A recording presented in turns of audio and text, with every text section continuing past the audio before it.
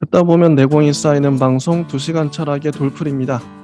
지니입니다. 네, 저희는 요한네스 슈베르거의 서양 철학사 학원 근대와 현대 읽고 있고요. 이번 시간에는 칸트를 공부해 보려고 합니다. 지난 시간에 칸트의 생애와 저작을 다뤘었고요. 370쪽이고 순수 이성 비판이란 책 제목과 같죠? 에 대해서 한번 공부해 보겠습니다. 여기 서문에 6개의 질문이 나와요. 이건 힐슈베르거의 질문이기도 한데 제가 질문을 하나씩 읽어 드릴 테니까 지니님이 한번 이 질문에 답변을 짧게 해주세요. 읽어 보셨으니까 어느 정도 우리가 답변을 할 수 있을 것 같아요. 저도 한번 답변해 보겠습니다. 자, 이 순수 이성 비판은 단순히 학문 이론적인 관심만을 추구하려 하는가? 어떠세요, 지니님은? 네. 어렵나요? 네, 이게 뭘 뜻하는지 몰라서 네, 일단은 일단 보류. 제가 봤을 때 학문 이론적 관심만은 아닌 것 같긴 한데, 예. 그리고 여기서도 실천 이성의 관심사가 궁극적 결정적인 관심사인가? 어떠세요? 질문. 글쎄요. 글쎄요. 네. 자, 그러면 계속 보겠습니다. 순수 이성 비판은 인식 비판이며 형이상학을 없애버리는 것인가? 질문이 다 일단은 아니오로 다 수렴이 아니요. 됐. 네. 계속 아니요. 한번 질문을 끝까지 볼게요. 일종의 새로운 형이상학을 기초 지우는 것인가? 순수 이성 비판은 시간에 관한 철학인가? 존재에 관한 철학인가? 심리주의와 경험론의 변종인가? 혹은 낡은 합리론을 선언 논리적으로 새로이 만들어낸 것인가? 이런 질문들을 힐슈베르거가 본인이 질문하죠. 근데 여기에 대한 답변은 아직은 안 나오지만 저는 뭐 이 질문들 다 자체가 좀 거시기 해가지고 뭐 맞는 말도 있는 것 같고 아닌 것도 있는 것 같고, 뭐 시간에 관한 철학은 맞죠. 시간과 공간 얘기를 하니까요. 뭐 심리주의와 경험론의 변종이라고까지 할 필요가 있나? 이게 되게 애매해요, 제 질문들 자체가. 근데 여기서 또 저희가 이제 지니님한테 드리고 싶은 질문이 왜 이렇게까지 질문을 많이 했을까요, 헬슈베르거는? 이 의도가 뭘까요? 이 아마 서술의 의도. 네, 이런 평이 따르기 때문에 그렇지 않을까 싶고요. 1차적으로는. 네. 그렇게 오해를 많이 했기 때문이라고 저는 읽혔는데 어떠셨어요? 그런 것 같아요. 이 다른 철학자 할 때는 이 정도까지 질문을 많이 연달아 던지진 않거든요. 근데 유독 칸트에서 헬슈베르거의 그 태도랄까? 이게 되게 조심스럽고, 뭐랄까, 거대한 산맥을 아주 정성껏 넘는 느낌이라서 그만큼 이제 칸트에 대한 존경, 뭐 경외심 이런 것도 보이고, 칸트에 대한 오해나 당대 그런 것들도 있었겠죠. 칸트에 대한 견해들도 많았을 거고, 그런 것들을 의식해서 이 의문문 자체를 우리가 분석을 하는 것 자체가 의미가 있겠다. 그래서 저희 둘이 한 말이 맞는 것 같아요. 어떤 말을 해도 의문문이 왜 이렇게 많을 수밖에 없을까. 그래서 이런 얘기를 하죠. 학문적으로 판단을 내리는 데에 편견이 섞여들지 않게 하기 위해 있는 그대로를 드러내 보여줘야만 한다. 칸트. 일단 이게 이제 서문이고요. 아래 이제 그 소제목이 문제의 상황입니다. 과제 상황인 거죠. 칸트의 과제 상황. 저희가 오늘 한 30쪽 정도 칸트를 나갈 텐데, 제가 이거를 좀 미리 한번 정리를 해볼게요. 정말 간단합니다. 칸트의 인식의 구조랄까? 전제가 있어요. 대전제라고도 할 수 있는데 진짜 간단해요. 칸트는 그 인간의 입장에서 사물, 뭐 세계를 보는 거죠. 그게 다예요. 그러니까 인간의 입장에서 보는데 이게 인식론일 수 있는데 그걸 생각하면 될 것 같아요. 어떤 뭐 안경이라고도 부르고 우리 세계관이라고 말을 하잖아요. 안경이나 아니면 뭐 카메라의 구조에 따라서 세상은 다르게 보이겠죠. 그 카메라의 기계적인 작동 방식이나 이런 거에 따라서. 근데 그건 카메라마다 다를 거예요. 뭐 안경도 마찬가지고요. 근데 인간이 그 기본적으로 여기 뭐 선험적 아니면 뭐 태어날 때부터 그러니까 경험을 하지 않고 갖고 있는 어떤 인간만의 고유한 그 인식을 하는 구조가 있어요. 인간 안에. 그게 어떤 뭐 시간과 공간이랑 형식도 있고요. 이후에 나오겠지만 12가지 그런 범주 이런 것도 있고요. 어쨌든 칸트는 그런 선험적인 어떤 틀을 전제해 놓고 인간이 그 틀로 대상을 세계를 인식한다. 이게 다예요. 이 이야기를 뭐 코페르니쿠스적 전환 뭐 이런 얘기도 나오고 되게 디테일하게 논리적으로 뭔가 살을 붙이고 일어나 한 게 오늘 할 내용의 전부라고 저는 감히 단언할 수가 있습니다. 일단 진희님은 자 오늘 할 내용이 어떤 건지 좀 요약해 주실 수 있을까요? 음, 저는 이렇게 큰 철학사를 읽어 나가면 네. 그냥 아무것도 제가 알고 있는 모든 배경 지식을 다 없는 걸로 치부를 하고 시작을 하거든요. 일단 속단해서 좀 오독할 수 있기 때문에 일단 최대한 열심히 읽어 나가는데 좀 중심을 두고자 하고 순수이성 비판에 대한 얘기를 어떻게 읽을까는 고민을 해봤는데 좀 조심스럽긴 합니다. 제가 어떤 이야기로 일축하면 그렇게만 읽혀버릴 것 같아서 사실은 우리가 전공자가 아니고 공부를 계속 하고 있고 충분히 오독 가능성이 있다는 점에서 되게 위험하잖아요. 그럼에도 불구하고 이야기를 약간이나마 더해보면서 우리는 이런 관점에서 각자 보겠다라는 생각으로 말씀을 드려보면 제일 큰 흐름 안에서 봐야 될 것 같고 경험론과 합리론의 종합이다라고 보지도 않고 그것의 뭐 타협이다 이렇게 보지도 않는 선에서 모든 지식이 경험에서는 출발하지만 그렇다고 완전한 역명제인 거죠. 역은 완전히 성립하지 않는 그렇다고 해서 모든 지식이 경험에서만은 나오지 않는다. 이렇게 정리를 해놨고요.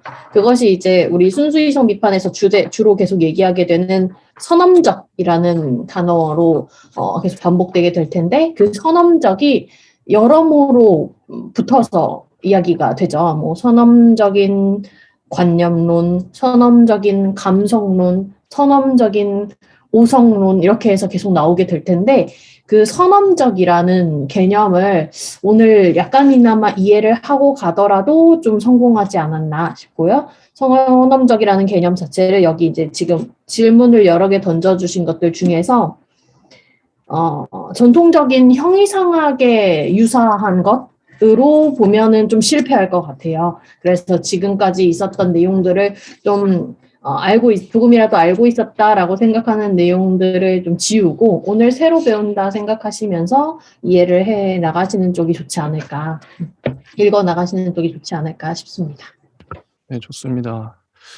자, 제가 무려 3번이나 읽고 왔어요. 보통 이제 2번 정도 읽고 오는데, 자, 문제의 상황, 과제 상황입니다. 칸트를 이해하기 위한 기본이 되는 것은 우선 그때에 주어져 있던 문제 상황을 꿰뚫어 보는 것이다. 그가 부딪혔던 전체적인 상황이란 합리론과 경험론의 오래된 대립이다. 이 대립은 동시에 독단론과 회의론의 대립이요. 형이상학을 긍정하는 것과 부정하는 것 사이의 대립이다. 여기 중요해요.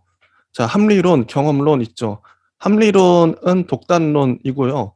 형이상학을 긍정하는 것이라고 할 수 있을 것 같아요. 경험론은 회의론이죠. 그리고 형이상학을 부정합니다. 우리가 그동안 배웠던 바에 의하면. 근데 이거를 칸트는 종합하려고 해요. 자, 근데 이것도 설명을 해야 되나? 왜 합리론, 자, 합리론, 왜 경험론이 회의론일 수밖에 없는가? 왜 형이상학을 부정할 수밖에 없는가? 경험론은 경험을 중요하게 생각하죠. 근데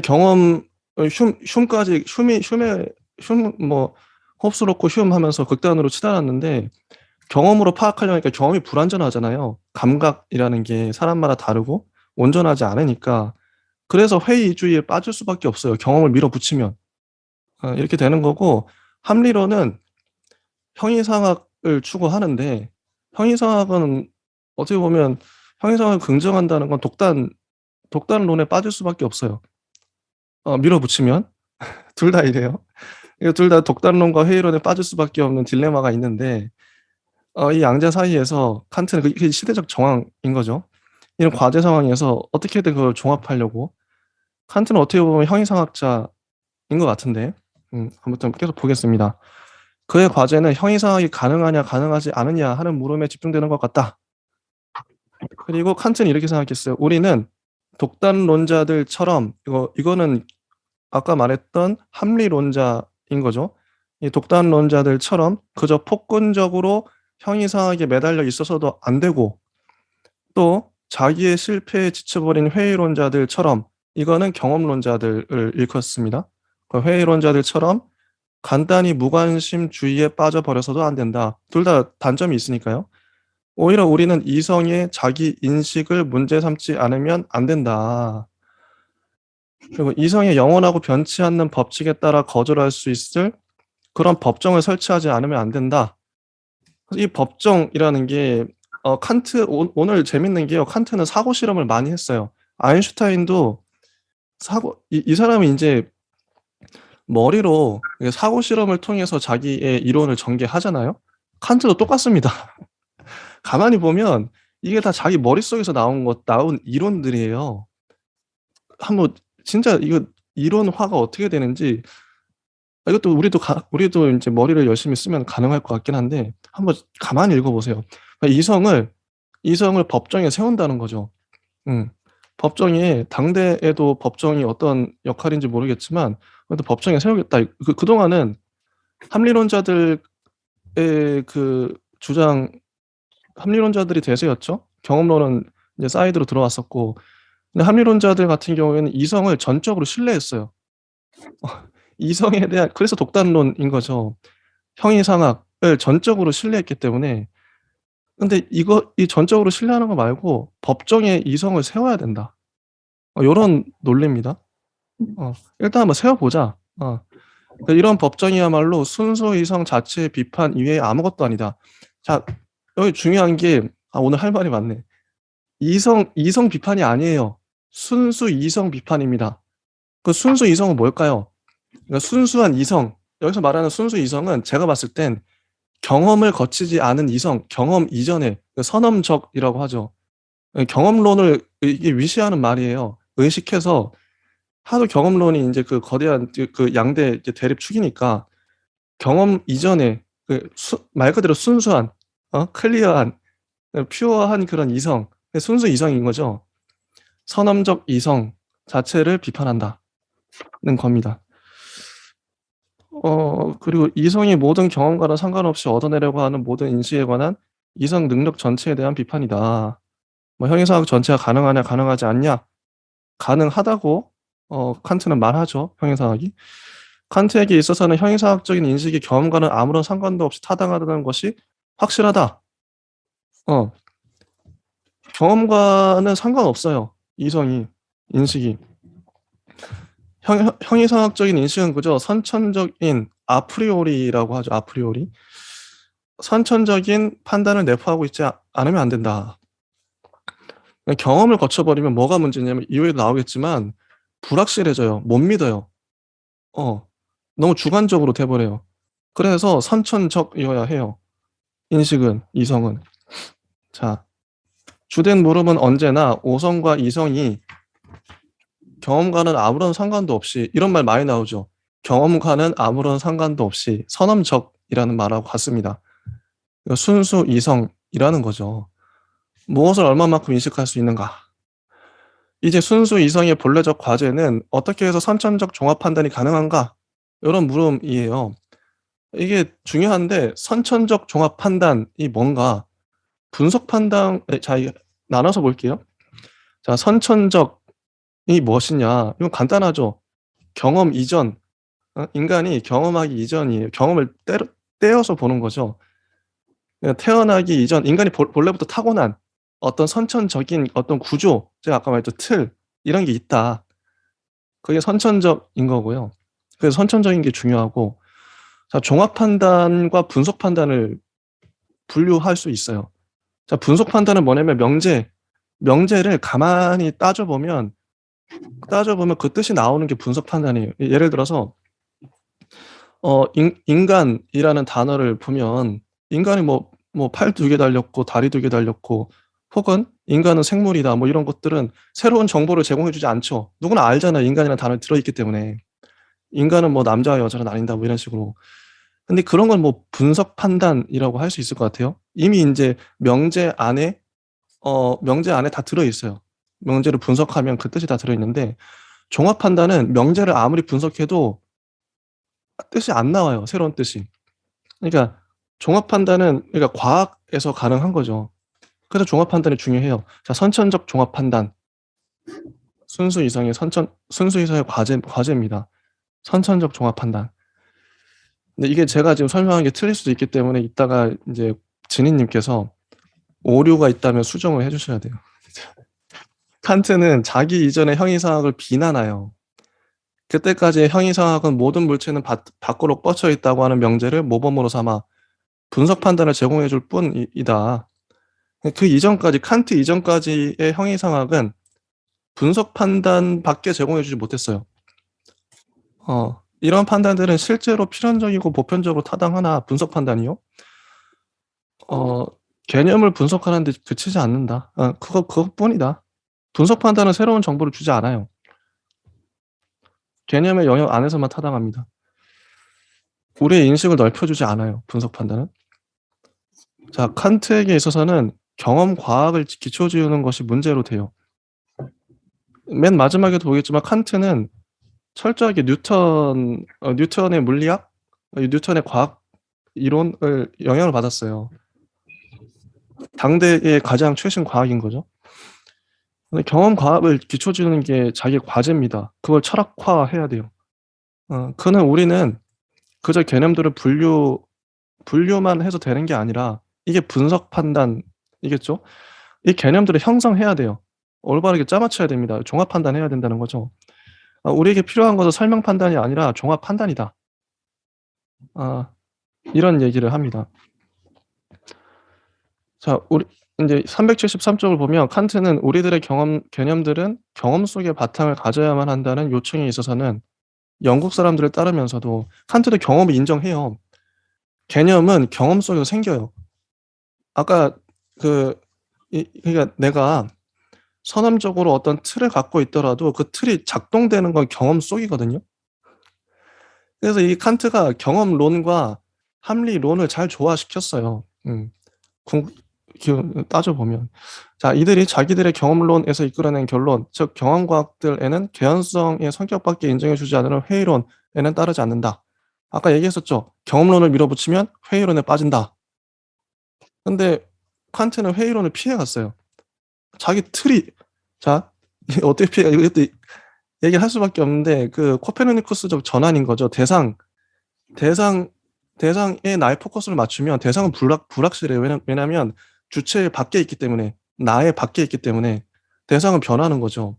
하지만 이거 중요한 게 대상의 그 물체에 나의 인식에 출발을 두지 않고 내 안에 인간 안에서부터 출발하는 거예요.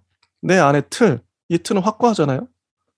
이따가 얘기하겠지만 그렇기 때문에 회의론에 빠지지 않아요. 탁월합니다 이거 진짜. 이런 사고 실험을 했다는 거죠.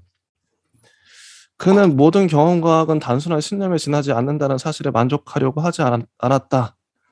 그는 학문을 구원하려고 했고 뭐 철학과 과학을 구원하려고 했겠죠. 그래서 선천적 종합 판단을 구원하려 했다. 그래서 칸트는 합리론과 경험론을 종합하려고 애쓴다. 그는 합리론으로부터는 학문은 보편타당하고 필연적인 명제를 제공해줘야 한다는 주장을 받아들이고, 자, 합리론은 학문이 보편타당하고 필연적인 명제를 제공해줘야 된다. 이런 주장. 경험론으로부터는 학문은 감각적 경험에 물어보지 않으면 안 된다는 주장을 받아들인다. 이 둘 다를 받아들여요. 흡수하죠. 그리고 아래, 이거 진짜 흉과 칸트를 비교하는 명제 문장들이 나와요. 이거 진짜 재밌는데 이거 한번 볼게요. 흉이 뭐라 그랬냐면, 흉의 입장에서 경험은 필연성을 가지고 있지 않다. 인과 명제는 경험에서 생긴다. 따라서 인과 명제는 필연적이 아니다. 그리고 경험에 의한 다른 명제들도 이와 다르지 않기 때문에 학문은 신념에 지나지 않는다. 신념이라는 건 바뀔 수 있다는 거예요. 되게 흐릿하다, 애매모호하다 이런 거죠. 그래서 휴엄의 입장에서는 모든 것들이 불확실합니다. 불명료하죠. 그래서 극단적인 회의주의에 빠져요. 세상 어떤 것도 확실하지가 않아. 경험으로부터 모든 나의 인식과 나의 철학, 이런 사유, 이게 다 오거든요. 경험론을 밀어붙이면, 흉까지 가버리면. 근데 경험 자체가 불확실한 거예요. 필연성을 가지고 있지 않아요. 근데 모든 인과명제는 경험에서 생기거든요. 흉에 의하면. 인과명제, 원인과 결과가. 인과명제가 학문을 하는 그 틀이잖아요. 근데 인과명제 자체가 경험에서 오는데, 근데 인과명제는 필연적이 아니에요. 그렇기 때문에 학문이 신념이야, 그냥. 이게 흉입니다. 흉의 입장이고, 칸트는 달라요. 자, 시작은 같죠. 경험은 필연성을 가지고 있지 않다. 그것도 칸트는 인정했어요. 경험, 그래, 필연적이지 않지. 경험 불확실하지. 그러나, 인과명제는 필연적이다. 자, 이거는 누구 주장이죠? 그 합리론자들의 주장이죠. 인과명제는 필연적이에요. 좀 흉과 다르죠. 이 지점에서 달라집니다. 따라서 인과명제는 경험에서 생겨나는 것이 아니다. 그러면 인과명제가 경험에서 안 생기면 이 필연성의 근거를 찾아야 돼요. 칸트는. 인과명제를 위해서 찾아내야 됩니다. 이런 말을 하고 있어요. 재밌죠. 자, 이게 이제 필연성의 근거. 이게 이제 제가 아까 말했던 틀이라는 건데, 그 얘기가 계속 나와요. 그가 이것을 정신과 정신의 여러 형식들, 자, 이 형식들인 거죠. 형식들 안에서 찾아낸다고 하는 사실은, 경험론에 의해 사물 자체로 나아가는 길이 막혀버린 후에는, 자, 경험론에 의해서 사물 자체로 나아가는 길이 막혔어요. 사물을 인간이 파악할 수가 없어. 파악 불가죠. 경험론을 밀어붙이면. 적어도 그에게서는 어쩔 수 없는 일이었다. 정말 그랬죠. 칸트로서는 이걸 해결해야 됐어요. 칸트뿐만 아니라 휴움 이후의 철학자들은 과제의 상황이었죠. 그러면 칸트는 인과명제가 필연적이라는 사실과 보편타당하고 필연적인 명제들을 가진 경험 과학이 있어야 한다는 사실을 어디서 알아냈을까? 이게 정말 당대의 중요한 과제였던 거예요. 휴움이 그렇게까지 극단적으로 회의주의를 밀어붙였기 때문에. 자, 그래서 아래쪽에 보시면 374쪽 두 번째 문단.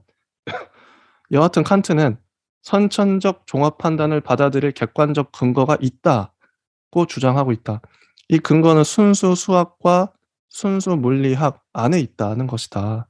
예컨대 7 더하기 5는 12 또는 두 점 사이를 연결하는 가장 짧은 거리는 직선이다 하는 등의 명제는 직관, 즉 시간 직관과 공간 직관에 바탕하고 있으나 필연적이고 종합적인과 동시에 선천적이다.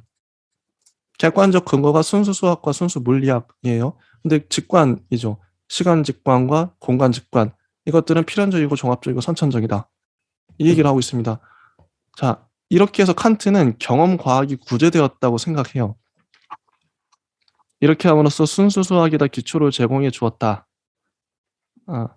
근데 대다수 수학자들이 분석적이라고 이해하고 있는 순수 수학 명제들이 종합적 성질을 가지고 있다고 칸트는 봤어요. 아까 분석 명제와 종합 명제의 차이를 얘기했었죠.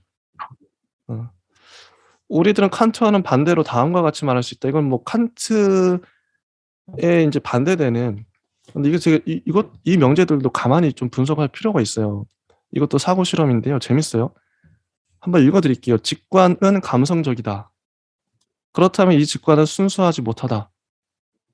선뜻 뜻이 안 하다 실 거예요. 일단 들어보세요. 직관은 순수하다. 이 직관은 감성적이지 않다. 이 말이 맞는 게요. 자, 감성적이라는 말은 우리 이제 철학 공부하면서 많이 나왔던 감성이라는 건 오감을 말하는 거죠. 시각, 촉각 이런 것을 통해서 받아들이는 경험적인 어떤 그런 인식이 감성인데요. 자, 직관이 감성적이라고 하면 이 직관은 순수하지 못해요. 자, 시각, 촉각, 후각, 미각 순수하지 못하죠. 직관이 감성적이면 직관은 순수하지 못해요. 이 말 맞죠? 자, 직관이 순수하다면 만약에 직관이 순수하다. 순수하다는 말은 여기서 말하는 순수하다, 순수하지 못하다는 건 경험이 끼어들면 순수하지 못하고요. 경험이 없으면 순수해요. 경험을 거치면 다 모든 것들이 애매해진다 했죠. 그 맥락입니다. 직관은 순수하다. 이게 가정하는 거예요. 직관은 순수하다. 그렇다면 이 직관은 감성적이지 않다. 이 직관은 그러면 직관이 순수했을 경우에는 오감을 거치지 않았네. 경험을 거치지 않았기 때문에 감성적이지 않네. 그래서 순수하네. 이렇게 연결되는 거죠. 근데 칸트는 달라요. 이제 좀 이따 말하겠지만 이 명제들의 그리고 이런 명제도 있어요. 수학을 예를 들면 이 명제들은 참이다. 어떤 명제가 참이다. 그렇다면 이 명제들은 실제적이 아니다. 이 말도 맞아요. 실제적인 건 경험적인 거거든요. 근데 경험적인 건 참일 수가 없어요. 계속 누누이 얘기하지만 불확실하기 때문에. 자, 만약에 어떤 명제가 실제적이다. 그렇다면 이 명제들은 참이 아니다. 이런 게 가능하거든요. 당대의 그런 철학 체계에서는. 하지만 칸트는 이 모든 것들을 통합시켰어요. 칸트의 입장으로 말을 한다면 감성적이더라도 순수할 수 있는 거죠. 그리고 참이면서도 실제적일 수 있는 거죠. 정말 놀라워요.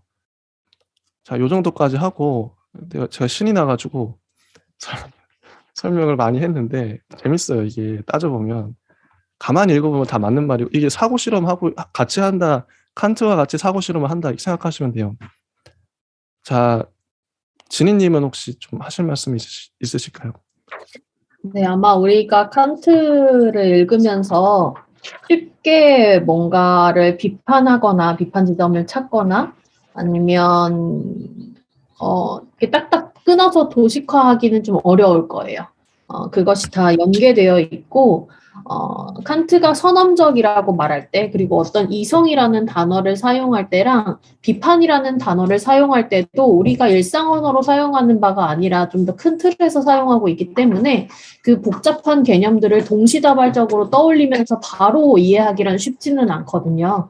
그래서 그 부분들을 계속적으로 짚어가면서 이제 제일 좋은 건 칸트 이제 번역된 저작을 쭉 따라가는 것이 제일 좋을 것 같고 일단은 지금 이 바탕이라고 되어 있는 전제라고 되어 있는 바가 좀 의미심장하게 읽히셔야 될 것 같아요. 이제 칸트가 생각하기론 칸트의 목적은 분명했죠. 그 경험론적인 것과 합리론적인 바에 대한 한계 지점을 동시에 사유할 수는 없는가 이런 문제 의식을 제기하고 있고 우리가 지식이라는 것을 뭐 인식론이라고 할 때는 지식에 대한 질문이죠.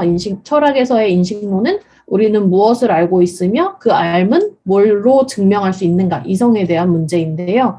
그 지점에 대해서 경험에서 오는 지식 그리고 모든 지식이 경험에서 오는가 이 두 가지 질문을 합하려고 했던 사람이기 때문에 그 부분에서 칸트가 어떻게 생각했는지 따라가면서 동시에 너무 칸트에 매몰되지 않기 위해서 이제 힐시베르거가 잘 문장을 써놓았고 번역도 잘 된 것 같은데 믿음이다 하는 지점을 좀 주목을 해놓고 계속 상기를 해야 될 것 같습니다. 절대적으로 칸트가 정답은 아니고요. 칸트 비판도 되게 많죠. 뒤에 가면 이제 들레즈부터 시작해서 칸트 비판의 이제 하나의 계보도 형성될 수 있을 정도로 우리가 정말 현대 철학에서 사용하고 있는 정말 일상의 철학 언어 이런 것들이 이제 칸트에서부터 비롯됐다고도 볼 수 있는데 이제 온전한 개념 그대로를 사용하고 있는지는 또 모르겠지만 이 칸트의 믿음에 의거한 개념이라는 점, 이제 그것이 어떤 방식으로든 뭐 증명된 바는 아닙니다. 뭐 증명될 수도 없는 거죠. 예를 들어 뭐 관념론인데 그걸 어떻게 증명하겠어요? 그런데 우리가 이제 앞서서 힐시베르거가 던져놓은 질문들처럼 형이상학론의 뭐 뭐라고 했어요? 새로이 만들어낸 형이상학인가 뭐 이런 식으로 얘기를 하는 흐름은 우리가 일전에 형이상학을 할 때, 이제 아리스토텔레스라든지 고대에 할 때 사용하던 개념들이 있습니다. 뭐 진료와 형상 이런 것들 있죠. 그 개념들을 그대로 가지고 오면서 자기 개념으로 만들고 있어요. 지금 읽어주신 형식 부분도 진료와 형상에서의 형상에 해당하는 개념이죠. 그것을 조금 더 다르게 이야기를 하면서 설명하고 있다는 지점이라는 점. 그래서 형이상학에 대한 개념을 한번 더 보시면서 상기하시면서 보면 더 잘 이해할 수 있지 않을까 생각하고, 휴미 이제 얘기했던 그 인과에 대한 부정, 모든 것이 우연적인 것이다 이렇게 얘기를 했던 바를 또 한번 떠올려 주시면 이제 칸트의 주장을 두 가지로 나눠서 해석할 수 있겠죠. 인과명제가 경험에서 오는가? OX로 나눌 수 있겠고, 인과명제가 그래서 필연적인가 해서 OX로 나눌 수 있겠죠. 이 질문 자체만으로도 되게 큰 질문이라서 한번 가지고 갈 수 있었으면 좋겠고요. 이어지는 진료에 대한 부분에서도 그러하고, 코페르니쿠스적 행위라는 이제 인식론에 대한 어떤 형용 수사 역시도 본인 스스로가 붙인 내용이라서 이제 좀 자기 지식이나 논리에 취해 있는 사람들이 좀 이런 시도를 많이 하죠. 흉도 그래 했고, 라이프니츠도 그러했고, 물론 훌륭한 사람들이라서 그렇지만, 이들이 이렇게 스스로를 이야기를 한다고 해서 우리도 그대로 믿어야 될 것은 아니고요. 어느 정도의 전환이 있었구나, 그 전환이 어느 지점인지 이런 부분을 찾아가는데 조금 더 주력했으면 좋겠습니다. 남자들이 허세가 있어가지고 칸트가 남자라서. 자, 그리고 근데 이게 독신이었잖아요. 독신이었어요. 이거밖에 없었어요. 이 사람이 이건 인생이었으니까. 그리고 제가 이제 궁금한 게, 제가 맞게 해석한지 모르겠어요. 저도 아리까리한데, 자, 선천적 종합 판단이 뭡니까? 그게 뭐고, 이게 왜 그렇게 칸트한테 중요한 질문이었는지, 지니님이 그 이해한 바를 좀 설명해 주시면 좋을 것 같아요. 저는 제가 아까 이해한 바를 말씀드리긴 했는데 맞는지 모르겠어요. 이게 왜 이렇게 중요하죠? 네. 판단이라고 하면 네. 일단은 이 사람이 초창기 이론, 저도 제 생각, 주관적인 이제 체계를 바탕으로 한 이해를 바탕으로 한 생각을 이제 정리해서 말씀드리면, 이 사람의 초기 저작 그리고 이론은 라이프니츠 볼프를 많이 가지고 왔죠. 그래서 이제 관념론적인 생각에 대해서 많이 좀 탐구를 하다가 경험론의 휴메에 맞닥뜨려서 그 이론이 조금 전환을 이루게 되면서 이 칸트가 본격적으로 자신의 삼서를 쓰게 됐는데, 사실 선언적이라는 말 자체가 경험을 지식, 이제 경험도 인정하고 관념론도 인정했기 때문에 경험을 지식으로 환원시키는 과정에서 경험이라는 지식, 이렇게 탄생하죠. 그래서 경험이라는 지식 자체를 가능하게 하는 요건이 선언적 요건이죠, 요소죠. 그래서 그 선언적 요소 탐구에 계속 주력을 했고, 선언적 요소들이 뭐가 있는가를 이렇게 쪼개다 보니, 뭐 선언적 관념론, 감성론, 오성론, 지금 우리가 이 챕터 나눠져 있는 것처럼 변증론, 이렇게 해서 4가지로 나누게 되는데, 그것들로 인해서 선언적 요소들이 탄탄하게 구성이 되고 종합이 되고, 그것이 바로 경험이라는 하나의 지식 자체를 가능하게 하는 요인으로 보여주려고 했던 과정들인 거죠. 네. 좋습니다. 일단 연도하고요. 자, 375초. 저희가 오늘 할 게 많기 때문에, 자, 우리들의 경험적인 인식마저도 우리들이 인상들을 통해서 받아들이는 바의 것과 우리들 자신의 인식 능력이 스스로로부터 이끌어내는 바의 것을 짜맞춰 놓은 것이라고 할 수 있다. 읽다 보면 이게 뭔 말인가 싶을 수도 있어요. 그래서 저희가 계속 정리를 하고 있는데, 인상들은 경험을 통해서 우리한테 받아들이죠. 양쪽이 다 나와요. 자, 경험론, 경험을 통해서 인상들이 받아들여지고요. 인식 능력은 합리론적인 입장에서 아까 말했던 선험적 틀, 어떤 형식, 필연성의 근거를 말하고 있는 거죠. 그러니까 이 틀을 계속 갖고 해석하면 너무 쉬워요. 저는 이 틀을 밀어붙이면서 해석을 했는데, 자, 그래서 칸트는 아까 이제 선천적 요소, 형식이라는 말을 사용한다. 그래서 376쪽을 보면 이 형식들이란 선험적 감성론에서는 공간과 시간이라고 하는 직관 형식, 이건 뒤에도 되게 자세하게 나옵니다. 중요해요, 이거 형식. 선험적 분석론에서는 사고의 형식, 즉 범주도 나오고요, 이따 자세하게. 마지막으로 선험적 변증론에서는 범주와 비슷한 것, 즉 이념이다. 어떤 이런 틀, 공간, 시간, 범주, 이념 뭐 이런 틀로 인간은 세계를 해석한다, 인식한다. 이런 얘기예요. 이게 선험 철학인 거죠. 나는 대상의 관계가 있는 것이 아니라 선천적으로 가능한 대상들에 관한 우리들의 인식 방법에 관계가 있는 모든 인식들을 선험적이라고 한다. 선험적인 건 경험을 거치기 이전에 너무 자주 나와서 타고난 거죠, 인간이. 그 틀을, 형식을요. 대상의 초주관적, 존재적인 구조를 가리키는 초월적이라는 말과는 반대로 이게 기존의 합리주의자들이 계속 주장했던 거, 초월적인 거. 플라톤도 마찬가지죠. 이데아는 초월적이잖아요. 초주관적, 이런 존재적인 건데 이것조차도 칸트는 이제 넘어선 거죠. 보완한 거죠. 선험적이라는 말은 우리들의 인식 능력으로서의 자, 선험적으로 우리가 타고난 게 있어요.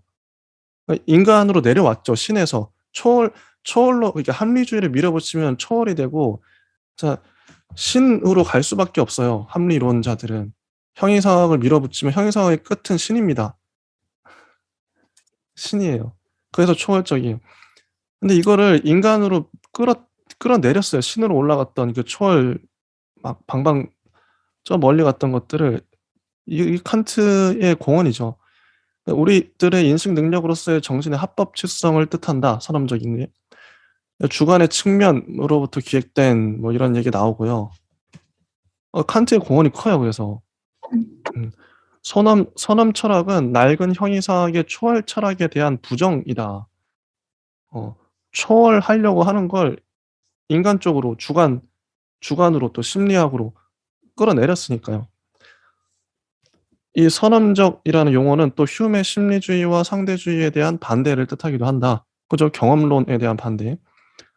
칸트는 경험론과 합리론 모두를 잘 조화시켰고 다 넘어섰어요. 그 둘의 부족한 점들을 다 진짜 칸트를 공부할수록 진짜 잘했다. 종합 잘했다. 자, 칸트는 선천적인 형식들 안에서 필연적으로 언제나 있지 않으면 안 되는 것이기 때문에 필연적, 경험적인 것의 우연성을 넘어선 어떤 것을 발견했다고 믿는다. 칸트는 경험과학은 습관에 바탕하고 있는 개연성에 지나지 않는다고 하는 휴메 회의적인 추측은 다시는 생겨날 수 없다고 믿는다. 휴메 회의도 넘어섰죠. 그래서 칸트는 선험적 형식들을 갖고 순수 논리학을 만들어내려고 한다. 그리고 두 번째 377쪽 두 번째 문단. 그런데 형식들에 들어맞는 것은 진료다. 진료는 어디 있을까요? 진료는 몸 밖에 있죠. 감각적이죠. 경험 이제 감이 오실 거예요. 이제 무슨 말을 하려 하는지. 칸트에게 있어서의 진료란 다양한 감성이요, 감각이 혼돈이요. 감각은 혼돈스럽겠죠. 감각적인 인상의 소재다. 이 소재는 우리를 촉발하겠죠. 하지만 이 질서에 잡히진 않아요. 우리 사로잡히지 않고 선천적인 형식, 우리가 갖고 있는 선천적인 형식에 의해서 이것들이 가공되고 질서 잡혀지지 않으면 안 돼요. 우리는 진료에 대해서는 수용적으로 행동한다. 진료에 대해서는. 이와 반대로 선천적인 형식에 있어서는 정신이 능동적, 자발적으로 움직인다. 자, 칸트는 경험론에는 진료를 나눠주고 합리론에는 형식을 나눠주고 있다. 감관을 통해서 흘러들어오는 진료가 없이는 인식이란 있을 수 없다. 그죠? 이게 어떻게 종합하고 있는지 한번 봐보세요. 탁월합니다. 우리들의 모든 인식이 경험과 더불어 시작된다는 것을 의심할 나위도 없다. 왜냐하면 인식 능력이 우리들의 감관이 접촉하는 대상들을 통해서 생기지 않는다면 무엇을 통해서 활동하게끔 일깨워줄 수 있단 말인가? 따라서 우리들에게 있어서 인식은 시간적으로 경험을 앞서가지는 않는다. 그러므로 경험과 더불어 모든 인식이 시작된다. 그렇겠죠? 경험론도 잘 품었어요. 하지만 회의주의엔 빠지지 않았다. 칸트는. 이렇게 해서 칸트에게 있어서도 인간의 영혼, 그 마음은 글씨가 쓰여져 있지 않은 칠판 위요, 타블라 라사인 거죠. 글씨가 쓰여지기 위해서는 감관과 이 감관의 소지를 필요로 한다. 이런 것이 곧 인식의 경험적, 후천적인 요소다. 그러나 칸트는 곧이어 가령 우리들의 모든 인식이 경험과 더불어 시작된다고 하더라도 그렇다고 해서 인식이 모두 경험에서 생겨나는 것은 아니다라고 말하고 있어요. 감관의 혼란이 지워지지 않으면 안 됩니다. 그래서 언제나 필연성을 지니고 있는 선천적 형식들의 능동성에 의해 지워져야 해요. 근데 계속 같은 말을 하고 있어요. 제가 아까 처음에 했던 말. 그래서 그 전제를 잘 기억하시면 이 문장들이 헷갈리지 않으실 거예요. 너무 쉬운 말입니다. 계속 같은 말을 하고 있기 때문에. 이렇게 해서 칸트는 합리론을 옳다고 본다. 아까 경험론도 품었고 합리론도 품었어요. 칸트 자신은 형식의 선천주의 타고난 거죠. 형식을 타고났어요. 인간이. 그 틀을 선천주의 자기 철학의 혁명적인 것, 코페르니쿠스적 행위, 전환, 전위, 이런 얘기를 하는데 흉이 자기의 연상의 법칙을 뉴턴의 중력의 법칙과 비교했던 사실을 상기하라 이렇게 써 있네요. 흉도 당대의 그 과학적인 성과를 그걸 흡수해서 그걸 철학화했고 칸트도 이걸 철학화한 거죠. 사람들은 여태까지 우리들의 모든 인식은 대상들을 따르지 않으면 안 된다고 생각했다. 하지만 칸트는 바꿔서 대상들이 우리 인식을 따라야지 이렇게 얘기한 거예요. 아래쪽 문장 보면 코페르니쿠스가 그러니까 이게 지동설과 그 차이인데 천동설과 지동설의 차이인데 원래는 옛날 사람들은 그랬다고 하잖아요. 지구는 가만히 있는데 우주가 돌고 있다. 지구가 중심으로. 근데 그게 안 맞잖아요. 이론상 이게 따져보면 공존주의나 이런 거 보면 안 맞으니까 그냥 반대로 생각하면 어떨까? 이게 그렇게 인식의 전환. 과학자들도 솔직히 아까 그러니까 코페르니쿠스도 그렇고요. 누구냐? 아까 아인슈타인도 그렇고 사고 실험을 통해서 이걸 다 한 사람들이에요. 칸트도 그래요. 사고 실험을 했거든요. 기존에 우리가 갖고 있는 관념이 이게 아닐 수 있겠다. 그래서 바꿔 생각한 거예요. 인식의 전환인 거죠. 그러면 야, 지구가 돌면 어떨까? 딱 이겁니다. 이 아이디어를 밀어붙인 거죠. 너무 탁월해요. 칸트도 이 생각한 거예요. 야, 그럼 지금까지 철학자들은 근데 재밌는 게 진짜 맞는 게 대상을 파악하려면 대상을 관찰해야 될 거 아니에요. 야, 이 삶을 사과, 나무, 이런 것들을 파악하기 위해선 나무를 계속 들여다보고 있어야 될 것 같잖아요. 그동안 그렇게 했죠, 철학자들이. 근데 야, 이거 아닌 것 같아. 내가 저 사과나 나무를 알려면 사과나 나무에 답이 있는 게 아니라 내 안에 답이 있는 것 같아. 저걸 내가 보고 있잖아. 이 질문을 바꾼 거죠. 사과를 내가 보고 있잖아. 그러면 사과가 어떻든 상관없어. 나를 잘 관찰하면 돼. 이런 내용이에요. 그 코페르니쿠스 전환이. 그걸 이제 어떻게 여기 써놨냐면 만약에 직관이 대상들의 성질을 따르지 않으면 안 된다면 나는 어떻게 선천적으로 대상들의 성질에 관해 무엇을 알 수 있는지 알 수 없다. 자, 이게 직관이 대상들의 성질을 따라야 돼요. 대상은 밖에 있죠. 인간 몸 밖에 있어요. 아까 사과는 몸 밖에 있어요. 그럼 사과를 통해서 사과를 알려고 그러면 절대 알 수 없습니다. 경험은 불확실하다고 했잖아요. 이 말이 직관이 대상들의 성질을 따르지 않으면 안 된다면 나는 어떻게 선천적으로 대상들의 성질에 관해 무엇을 알 수 있는지 알 수 없다. 절대 알 수 없죠. 이런 가정으로는. 하지만 그러나 대상이 우리들이 직관 능력의 성질을 따른다면 사과를 파악하기 위해서 사과를 볼 게 아니라 내 안에 있는 내가 타고난 이 시각 어쨌든 이런 조건들이 있어요. 형식들. 그걸 보면 돼요. 우리들이 대상을 파악하기 위해서 우리들이 타고난 직관 능력의 성질을 따른다면 나는 이 가능성을 매우 잘 알 수가 있을 것이다. 정말 탁월합니다. 이거 진짜 이거를 전 철학 공부할 때 이거 처음에 램프레이트 읽으면서 깜짝 놀랐어요. 야, 그러면 되는구나. 야, 야 너무 탁월하다. 이러면서.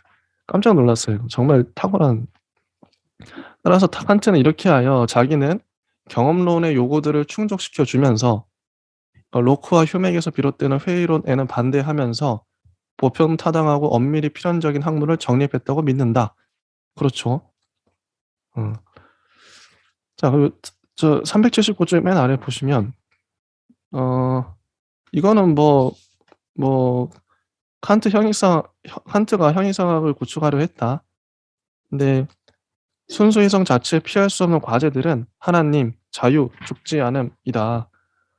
이런 과제들을 해결하는 것을 궁극적인 목표로 삼고 그런 준비를 하고 있는 학문이 형이상학이다. 뭐 이런 얘기 하고 있고요. 사람들은 여태까지는 이성의 능력을 시험해보지 않고 아까 이성을 법정에 세워야 된다고 했잖아요. 근데 이성에 대한 절대적 확신이 있었어요. 그동안의 철학자들은. 근데 이성 자체를 한번 의심해보자. 이런 게 이제 칸트의 사고 실험이고. 독단적 형이상학을 한번 깨트려보자. 칸트는 이제 이런 이성의 능력을 시험해보고 순수한 형식이요. 따라서 영원히 타당한 정신의 여러 요소들을 탐구하려 한다. 이렇게 해서 첫 번째 소제목이 끝났습니다. 자, 진희님은 어떠셨나요? 현대적인 눈으로 봤을 때는 할 말이 되게 많은 것 같아요. 그런데 이제 처음에 시작할 때 말씀드린 것처럼 되게 조심스러운데요. 아마 이제 과잉 해석이 더해질 수도 있고, 자칫 잘못하면 우리가 오독한 채로 칸트 찬양으로 끝날 수 있기 때문에, 그것을 되게 좀 지양하고자, 계속 읽어 나가면서 어떤 맥락의 개념들을 사용하고자 했는지 조금 흐름에 맞춰서 칸트가 있었던 시대적인 위치나 이론적인 위상에 맞춰서 이해를 해보려고 최대한 노력하고 있는 중이고요. 선엄 철학이라고 얘기를 이제 해서 설명을 했던 부분이고, 그 선엄 철학이 코페르니쿠스적 전환이라고 본인 스스로 이제 칸트가 설명했을 때는 그것이 어떤 의미를 가지고 있는지 이제 얘기하는 부분이었는데, 우리가 다들 알다시피 서양 근대 철학의 출발이다 그러면 이제 데카르트 얘기를 하죠. 근데 데카르트가 무엇이 공이 있었는지는 사실 동시대의 사람들은 잘 몰랐을 거예요. 현대 와서 이제 우리가 그렇게 시대적 구분을 하고 철학사를 정리하다 보면 그런 인식들이 조금 더 분명해지는 전후의 비교가 되니까 그런 것들로 인해서 이제 정리된 바가 있을 텐데, 말씀 잘 해주신 대로 세계를 인식하는 출발점, 그것을 이제 중세시대에서 탈피해서 나로 내렸고, 그 나라는 자아를 세운다는 것이 조금 더 어려운 말로 보태자면 주관을 세운다라고 얘기를 해야 합니다. 그래서 주관을 세운다는 일이 되게 획기적인 일이고, 그것이 이제 데카르트 공이었다. 합리론자들의 이제 논의의 시작이다라고 해서 그 부분에 칸트도 시작을 합니다. 그래서 데카르트에서 그 나라는 주관을 세운 그 지점에서 똑같이 칸트도 시작을 해요. 그런데 이제 데카르트는 그런 나라는 주관 그리고 나라는 자아에 대한 분명한 설명을 못했어요. 완벽하게 설명을 못해서 그걸 제대로 설명한 사람이 이제 칸트이고요. 그 설명 자체를 인식의 출발점 혹은 우리가 이제 기준이 이전에 전통적 형이상학에서 진료와 형상 이런 걸 얘기를 하면 진료와 형상 안에 이미 항상 우리가 인식하고자 하는 그런 내용들이 담겨 있었죠. 그래서 그 대상에 집중되어 있는 것이었는데 전통적 형이상학을 새로 썼다라고 하는 힐시베르거의 말처럼 칸트가 얘기하는 지점은 인식하는 나, 데카르트가 세운 나라는 자아 그리고 그 주체가 주관이라는 어떤 분명함을 가지고 대상을 인식한다라고 해서 화살표 방향이 달라졌다라고 흐름을 이제 정리해 볼 수 있겠고, 인식론에 입각해서 이제 다시 한번 이야기를 해보자면, 이전의 인식론은 아주 간단하게, 이전의 인식론은 대상의 그 기준이 있었는데, 칸트는 대상에 대해서 우리가 선천적으로 알고 있는 혹은 알 수 있는 바가 있다가 아니에요. 있다가 아니라 그 가능성에 대해서 계속 질문을 합니다. 칸트의 중요한 지점은 가능성, 우리 내가 형이상학을 긍정할 수 있는가, 수 있는가죠. 부정할 수 있는가. 그래서 그 이성에 대한 인식에 대한 가능성, 그리고 혹시 가능성에 대해 얘기할 수 있다면 그 조건이 무엇인가, 이렇게 접근을 했거든요. 아예 질문 자체가 달라지는 거예요. 전통적 형이상학에서는 형상, 있는가, 없는가, 진료, 그럼 진료를 통해서 형상을 어떻게 우리가 유추하고 그 목적인을 파악할 수 있고 이렇게 봤다면, 데카르트까지 와서는 나아가 그 진료와 형상을 바라봄에 있어서 내가 어떤 생각을 하는가, 그의 중심을 두고 얘기를 했다면, 사실상 여기 이제 순수 이성 비판이라는 제목처럼 출발 지점을 그렇게 두는 거죠. 우리가 대상에 대해서 선천적으로 이미 항상 알고 있는 바가 있다면, 그 가능성이 있다면, 알고 있을 수도 있는 거죠. 있다가 아니라 그 알고 있을 수 있는 그 가능성을 얘기할 수 있는 그 조건, 그 가능성을 높이거나 낮추거나 할 텐데, 그 높일 수 있는 조건들은 무엇인가 라고 얘기를 할 수 있겠죠.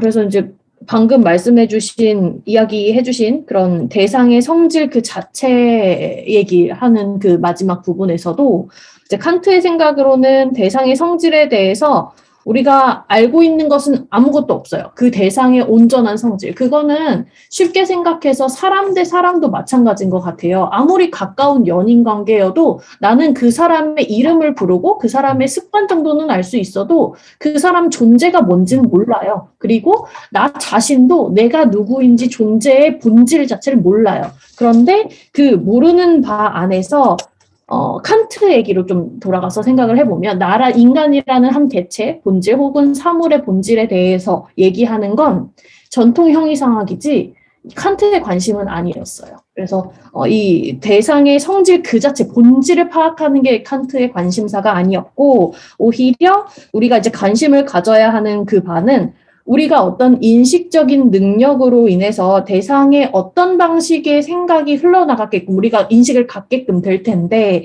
그것이 어떻게 가능한가, 그리고 그것이 가능하게 되는 조건이 무엇인가, 이렇게 접근을 했던 거죠. 맞아요. 맞아요. 이게 다르죠. 질문 자체가 다르고, 그렇죠.